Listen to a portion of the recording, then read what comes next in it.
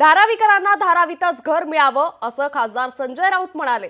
धारावी पुनर्विकास प्रकल्पाला विरोध नाहीच, प्रकल्प चुकीच्या लोकांच्या हाती जाऊ नये असं राऊतांनी म्हटलंय। मुंबई उद्योगपतींना विकली जाऊ नये हीच आमची भूमिका असल्याचं देखील राऊतांनी स्पष्ट केलंय। धारावीचा प्रकल्प मग धारावीच्या लोकांना पुनर्वसन तिकडेच व्हायला हवं असं देखील राऊतांनी म्हटलंय। धारावीतल्या लोकांना, सर्व जाती धर्माच्या लोकांना 500 फुटाची घरे मिळावी यासाठी जो धारावीचा पुनर्वसन प्रकल्प आहे त्याला शिवसेनेचा विरोध असण्याचं कारणच नाही। किंबहुनाही घरे मिळावीत म्हणून शिवसेनेने सगळ्यात मोठा मोर्चा काढला। पण हा प्रकल्प चुकीच्या लोकांच्या हातात जाऊ नये